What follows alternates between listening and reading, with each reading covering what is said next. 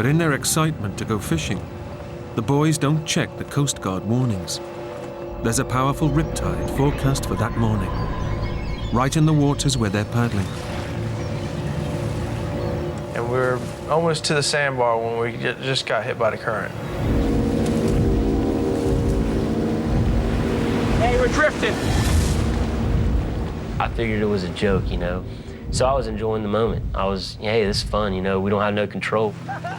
You know, hey, this is great. What, man? But, you know, Josh then grew real serious real quick. No!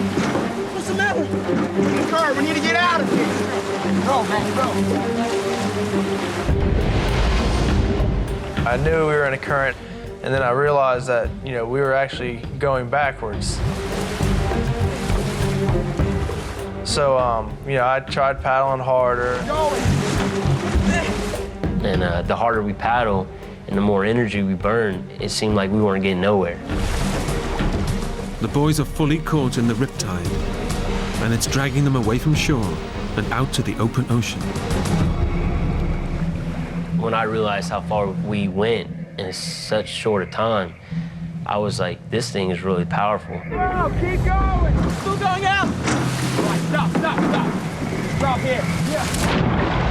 Well, we threw the anchor out, trying to get it to hook on to something, you know. It wasn't doing its job. I mean, it wasn't anchoring us or holding us in one position. Sure enough, we just kept drifting further out. It was no match for the current. Paddle, Troy, on. Oh, Josh, man, my arms. Come on, Troy. I don't think it's working. Keep going. You know, there's a bunch of people out there running and, you know, jogging and walking. Hey! Over here! Hey! And we were hoping that one of them would have seen us. We tried to get their attention, but nobody, you know, heard us. We were already that far out. It's taken just minutes for the boys and their tiny boat to be dragged hundreds of yards out to sea and into serious trouble. We gotta do something. Stay here. What are you doing? So I put the top of my wetsuit on, I put my fins on, and I started swimming.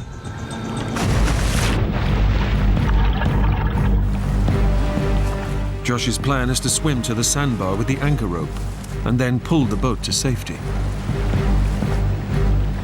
In a panic, Troy also tries to swim for the sandbar,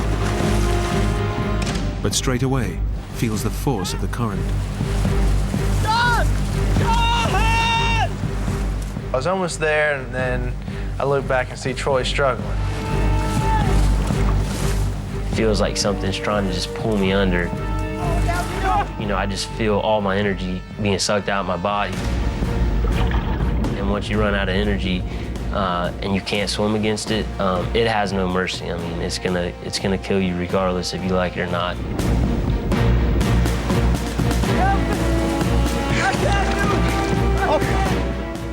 I just told Josh I can't do it. I went under again!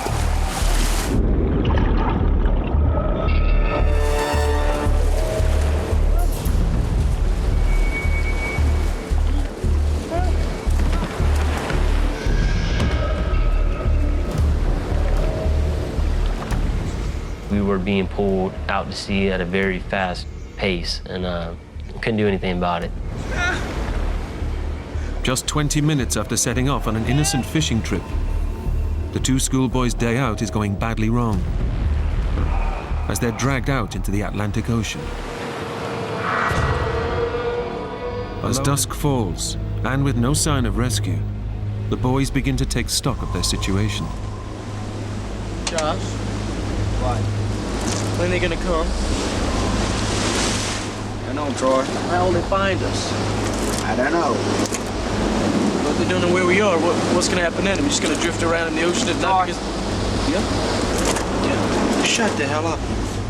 You know, I was telling him, I was like, Troy, we've only been out here for, you know, one day. I said, they're gonna realize tonight that we didn't come home, and they'll be out here the next morning. Okay. Okay. I knew it wasn't good, you know. We don't see land, we don't have a cell phone, and we don't have food or water, but it's the first, couple hours into the trip, so somebody's gonna realize, okay, the boys are not home. Something's not right, and we need to go look for them. They're coming. I know they're coming.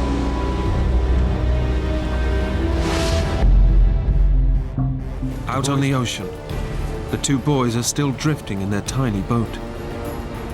Alone, they face their first night out at sea, in the middle of a storm.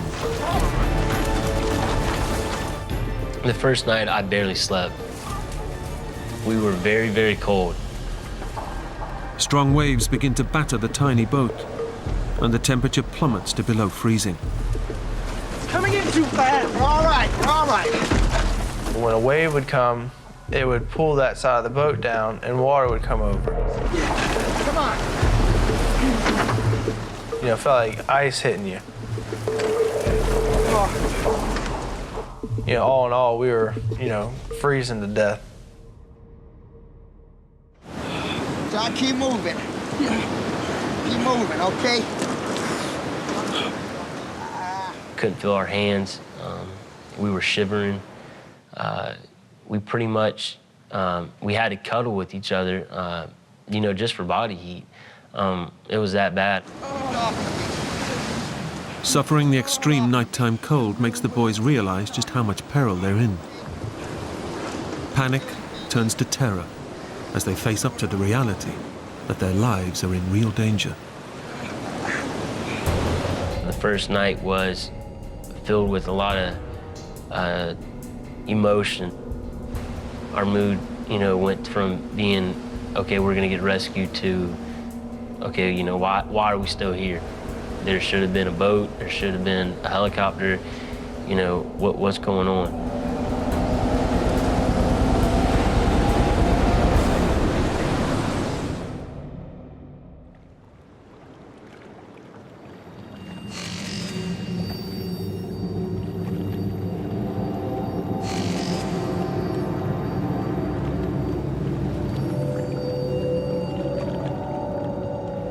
When we looked out that morning, there was nothing. We realized that we were, so far off that we were gonna, the land was now out of the option. I did a 360 as I twisted around. I saw nothing but waves and ocean, and there's nowhere to go.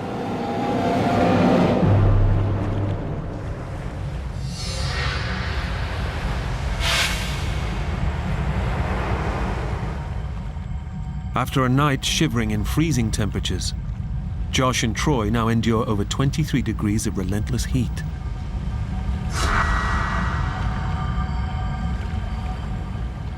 We had no shade. Anybody who knows, who's been in salt water and their clothes dry after being wet, it's really crusty, salty. It was wear and tear on our skin.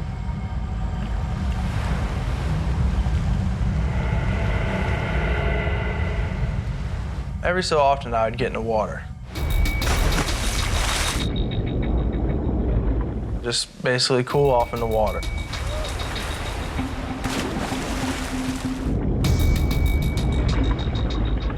We swim around.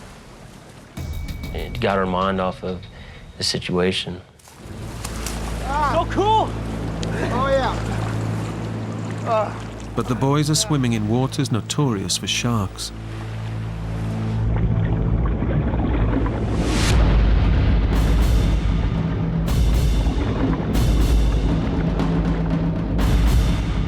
Out at sea, Josh and Troy are battling the elements. They've drunk no water for over 24 hours. So thirsty. And are experiencing severe dehydration.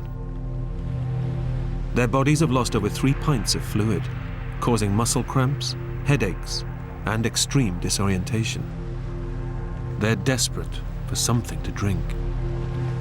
Very hot. There's pretty much no clouds in the sky. As the day progressed on and it got hotter, the water was very clear. Our mouths became drier and we were just thirsty. So it was almost tempting to drink.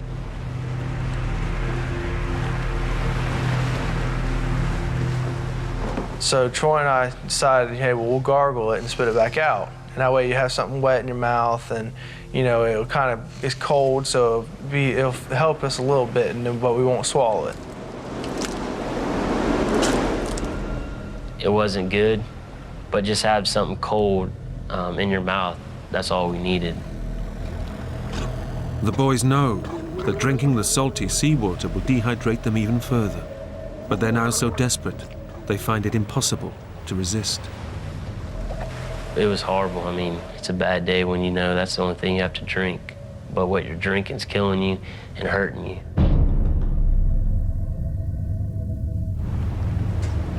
Weakened by dehydration, the boys are also suffering extremes of weather.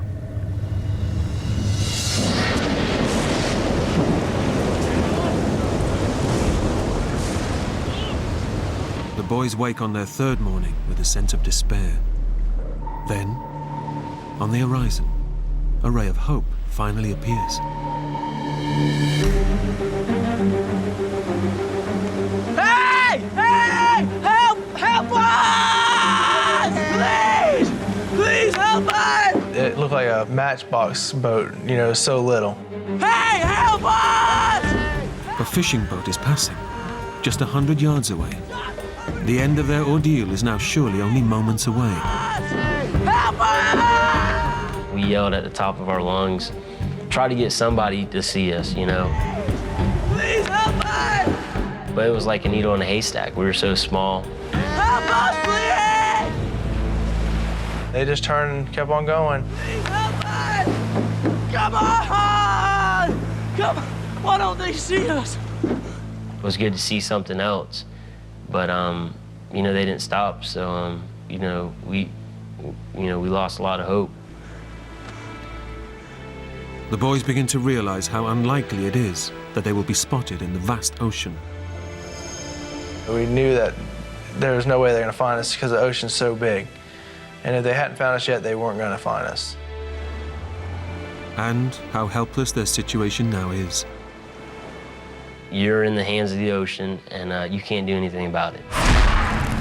It's either you're gonna suck it up, and you're gonna try to survive and hang in there, or you're gonna give up and you're gonna die. It was like Groundhog Day. Every day was the same day. You wake up, there's water. There's nothing else but water. They're suffering from extreme dehydration. Only their youth and good health are keeping them alive. Well, when you have nothing to eat or drink, for days, it starts to really hurt, wear on your body. I really didn't understand the meaning of starving or parched or, dehydrated until then. The dehydration is now life-threatening. The chemical balance of their bodies is undergoing serious change, and they require urgent medical attention. But despite the desperate need for water, all Troy can think about is food and how hungry he is. And with no food or water, are in the most extreme stage of dehydration. They've lost pints of water, over 20% of their body fluids. Their vital organs are shutting down, and they're drifting in and out of consciousness.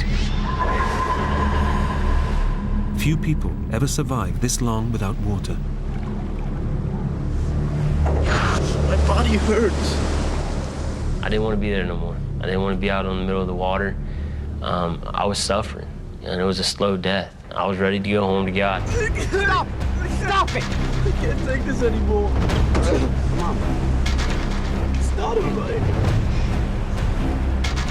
All right?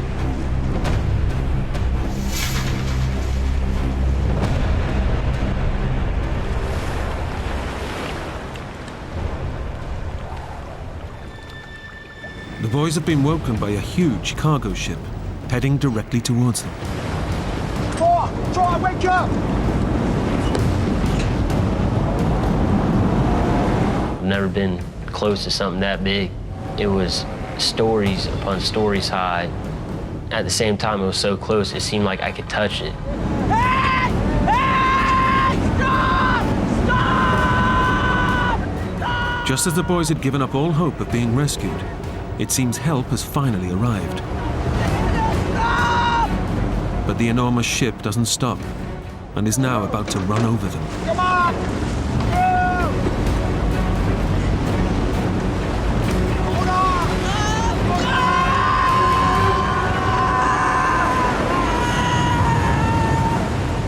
on! Incredibly, the swell of the ship pushes the boys just out of its path and saves them from almost certain death. Come back! Come back!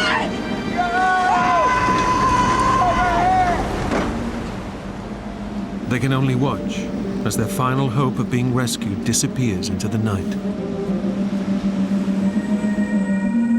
If they're not going to rescue us, we're only feet away from them. They're definitely not going to rescue us when we're, a couple hundred or 1,000 feet away. It just wasn't going to happen. We're simply a needle in a haystack.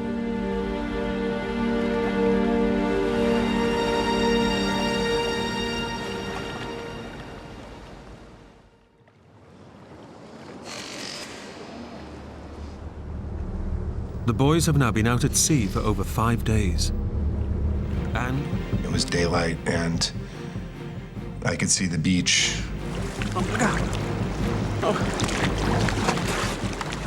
And it seemed like the swells were pushing me toward land almost, and I could maybe, halfway surf the log into the shore,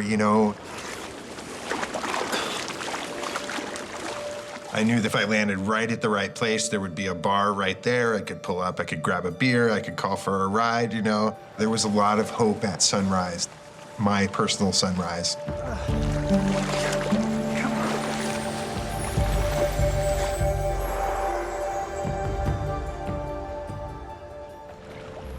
his muscles are drawing on emergency reserves of adrenaline. He's beginning to suffer acute exhaustion, and he's in complete darkness. I could scarcely see my hand in front of my face. It felt like I was in a dark, dark place, a dark world. It was very isolating. I don't think that I've ever felt more vulnerable.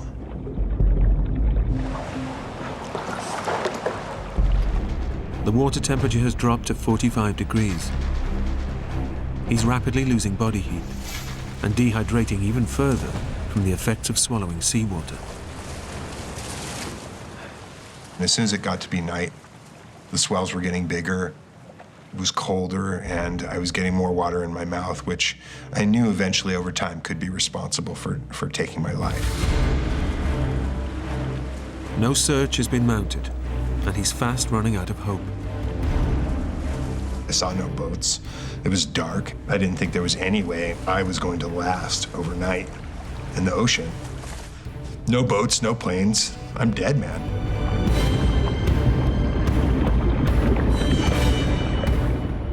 I don't think that I've ever felt more vulnerable. My life, my essence of actually the physical life anyway, was teetering on an edge.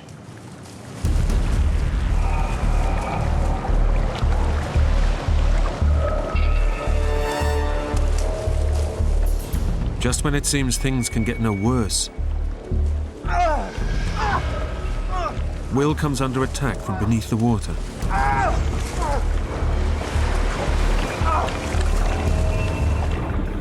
Will has survived 12 hours adrift in the ocean. He's clinging onto the log for his life, but prolonged exposure to salt water means his muscles are beginning to shrink, and he's suffering extreme fatigue. The log was giving me something to float on, but I was exhausted. I was just exhausted. I was certain, because of the amount of water I'd ingested, the amount of pain I was in from the jellyfish, and the fact that it had gotten much colder, that I was going to die.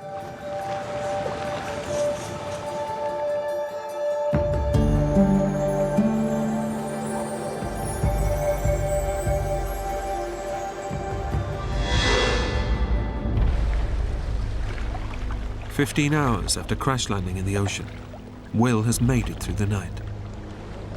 I did fall asleep on the log. I only know because I woke up on the log. I have no idea when I actually fell asleep. I'm sure it was just through pure exhaustion. Will rides the ingoing tides for over an hour.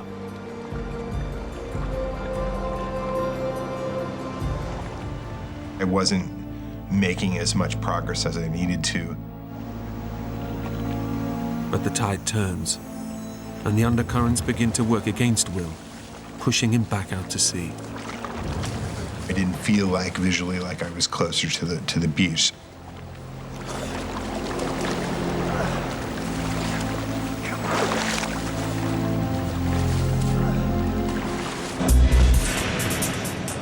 His only hope is the Costa Rican rescue operation, which is now underway. But the currents have taken him miles from where he crash landed.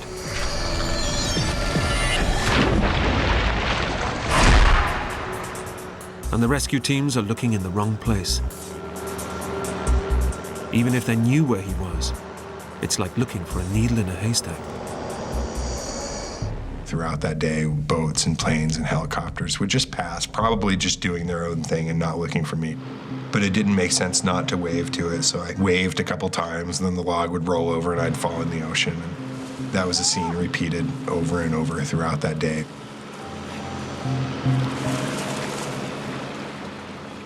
To have other human beings virtually so close, yet literally so far away, both gave me hope and was disheartening at the same time. Hello!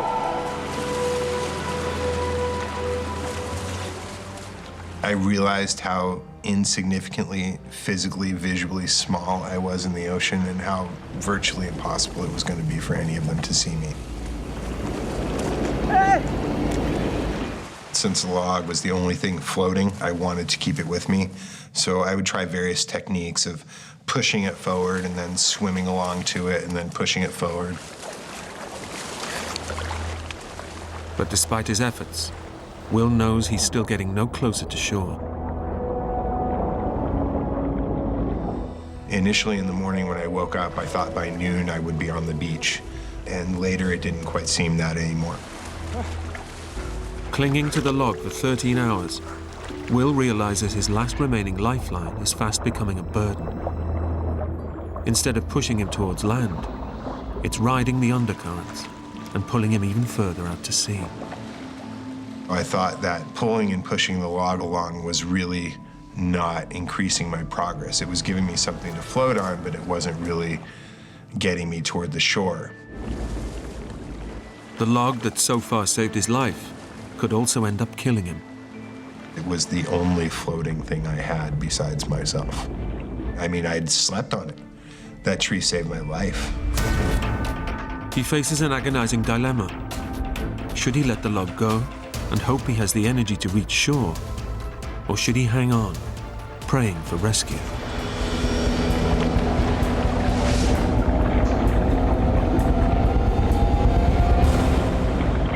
I ultimately decided that the tree was keeping me in the same place, that I wasn't making as much progress as I could were I just swimming with my body.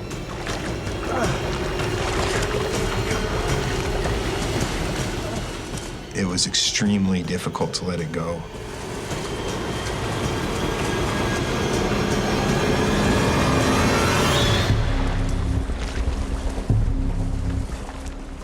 I swam maybe 20, 30 yards away, and then I said, forget this, and I swam back to the tree and was very glad to have it back. To let it go was tantamount to saying goodbye to the one floating thing I had besides myself. You know, it seemed like it could be a very foolish thing to do, to let it go. You're never gonna make it. Let it go. Let it go. Come on. Will's hopes that the log will push him to shore are crushed. Even though he's totally exhausted, he knows he must let it go. The third time I let it go, I just watched it go over the swells and go away from me. Having let the log go, and with nothing to float on, Will's energy quickly runs out. He swallowed a dangerous amount of seawater and is now suffering from extreme dehydration. Will has hit the ocean, still attached to his parachute rig, and he must act fast to avoid drowning. If you land in water, you want to get your chest strap off so that you can take your gear off immediately and swim under the parachute. At that point, it was really about focus and trying to do the right thing. So if there's a chance of survival, that you survive.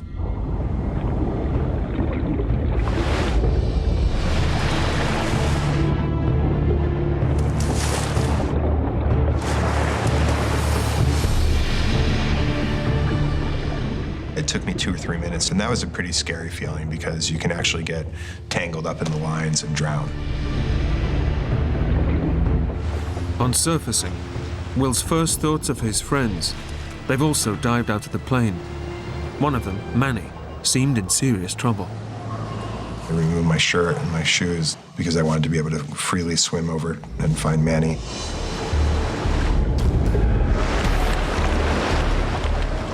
I felt the need to act fast because if Manny was unconscious, then it was important to get to him and keep his head out of the water. Manny! Manny! Manny!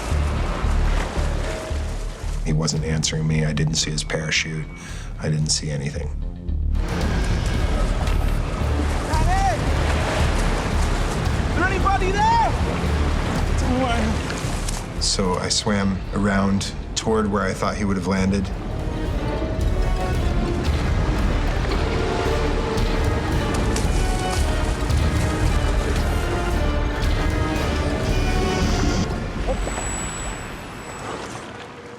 I didn't even see a lick of him.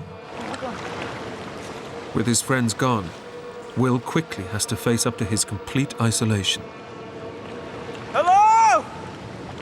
I accepted the fact that I was alone in a pair of shorts in the middle of the ocean. There was nothing. The plane went under. I saw no parachutes, no Jimmy, no Manny, no nothing, except ocean. Stranded miles out in the Pacific Ocean, Will is overcome with a feeling of complete hopelessness. And he can see no way out. I couldn't see land. I saw no boats. I didn't think there was any way I was going to last overnight in the ocean. If I'm going to die, why couldn't I have just gone in with the plane instead of have to struggle out here until I drown? If there's a chance at life, I'll fight, you know? But if I'm going to die no matter what, why stretch it out, you know? Give me instant death. The biggest threat at that point was my lack of ability to breathe any longer. I was very short-breathed, just, and I knew that I could not last very long like that. The effect of dehydration means Will's blood pressure is rapidly increasing. His pulse is racing, causing severe heart palpitations. If his body loses any more fluid, he could slip into unconsciousness and even die. I'd taken on more and more and more seawater the whole time, which definitely exacerbated the effects of dehydration, as did the sun coming out, as did simply not having water. Jesus. I was thinking that within the next few minutes I was going to drown.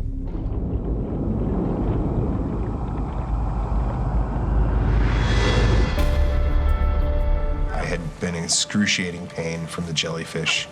The swells had picked up. There was more and more water getting inside me. And I just felt at that point like the end was imminent, like it would be a very few minutes off.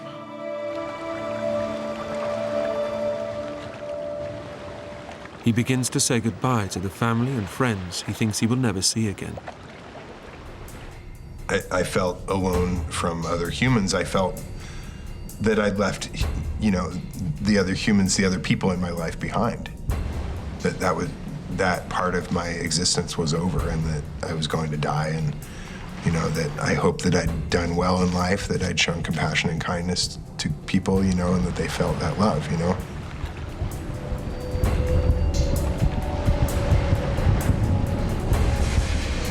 They say that your life flashes before your eyes when you're about to die. And very similar to the night before, I thought that death was imminent and very, very close.